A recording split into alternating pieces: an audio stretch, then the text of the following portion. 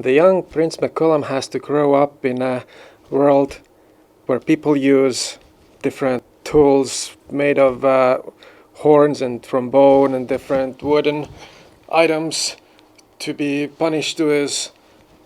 Just kidding. But for sure they would use swords and helmets, and they would eat the boar's head when needed, because nothing goes to waste. When the boy grows to be an 18-year-old, he's stubborn, he's tough, he's rebellious, he sees what he wants to see. I'm sure he's quite deceivable, he's overconfident, he doesn't know much about the life and the world around him. So in a tough world like this, who's fighting with clubs and swords in the battles, he's not ready for it, but he will have to learn. In the magical situation, he transforms into animals several times and learns the tongue of birds and guidance from a wizard, needs encouragement from dwarves and the help of Quenby with magic items, and he goes through a lot of trials.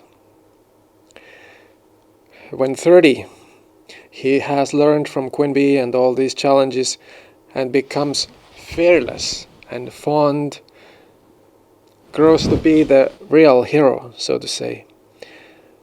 He becomes righteous, learns that God is a friend of man, man without flaw, and he wants to become God. God would deserve someone as beautiful and smart and witty as is Quenby. He does not like to be called the king, but a friend. So the protagonist and protagonist group with Prince Mac Cuillaume is also Quenby and the dwarves who are protecting the gate and leading them in the direction to be able to open the gate, giving them advice. Also the birds are on their side. So Cuillaume as the prince of the kingdom of Ice-T with Quenby. Cuillaume is also called Hans. He is supposed to do the work to get out of the underworld. And Quenby is called Lily because she fell in the river before and became a lily, and that's why the antagonist calls him Lily. She changes appearance, obviously, in the underworld, where the prince has to go and save him and bring him back to the normal state of human being. The super objective for Mac Cuillaume is to overcome death, to become a god, so to say. So, relating also to our world, men almost have to be gods to deserve their brides, to deserve the perfect girl who they love. So, an impossible task. But if the girl helps along, it always helps. It helps the guy to become a better person, to be able to do the things that he needs to do to deserve the girl. He needs to marry Quenby and to kill the dragon, to do the work of the chosen one, as he is the savior figure. So what Quenby thinks of him before they have got out of the underworld, before he has become the hero, before he has learned his lessons, is that he is the flower in the briar tree, is a nut in the wind, a fish in the river. So he's an object in the nature, but he has not yet learned his lessons. When he becomes the hero and battles the dragon and takes him down, then he's the man, he's the god, and he can open that new eternity. Later she says, the dragon slayer, beast hunter, frog eater. Cuillaume needs to learn that he needs Quenby and has to save her from the antagonist to be able to open the megalithic portal for entering eternity. One way that he does that is that she will need to fill the dowry chest.